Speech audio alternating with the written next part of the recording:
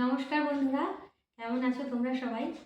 আর আশা করছি ভালোই আছো। আর এখন এই মুহূর্তে আমি যে ঘরটায় বসে আছি তোমাদের কাছে নতুন লাগতে পারে, সেটা লাগাটাই স্বাভাবিক। কারণ আমাদের বাড়ির পুরো কাজ হয়েছে, একদম রেনোভেট হয়েছে পুরো বলতে গেলে। সেই জন্য এখন অনেক কিছু তোমাদের চোখে নতুন নতুন লাগবে।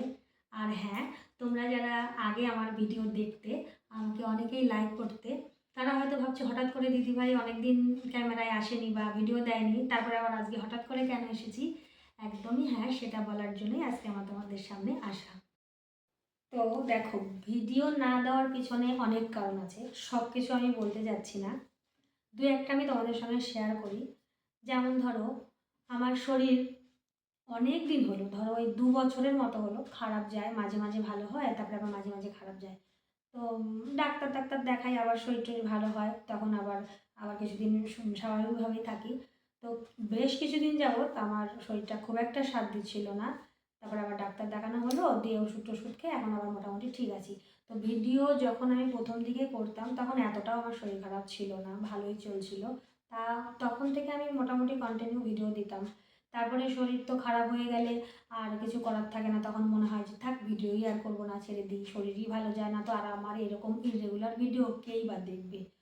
তো এই করে করে কিছু ভিডিও দেওয়া হয়নি। তারপরে যেমন মনে করো, আমার বাড়িতে কাজ হলো, এটার জন্য অনেক দিন পর্যন্ত আমি এই ভিডিও দেওয়া থেকে আমি দূরে ছিলাম। তারপরে ঘুরতে গেছিলাম বাবার বাড়ি, সেখানে গিয়ে অনেক ব্যস্ততার মধ্যে আবার ছিলাম, সেখান থেকেও আমার ভিডিও দেওয়া হয়নি। এরকম ছোটো ছোটো অনেক কারণ আছে যার জন্য আমার ভিডিও দেওয়া হচ্ছিল না।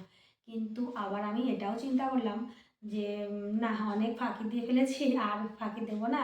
আর নিজের জন্য, নিজেকে ভালো রাখার জন্য, আর তোমাদেরকে সুন্দর সুন্দর ভিডিও উপহার দেবো এই কথা ভেবে আবার আমি ভিডিও দেব। এটাই তোমাদের সঙ্গে আমি এখন মানে শেয়ার করছি যে হ্যাঁ, আমি এখন থেকে নতুন নতুন ভিডিও দেব।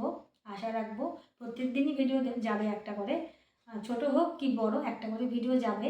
তো তোমরা আমার পাশে থাকবে আর আমাকে আরও অনেক অনেক করে সাহস দেবে যে হ্যাঁ দিদিভাই, আমরা তোমার পাশে ছিলাম।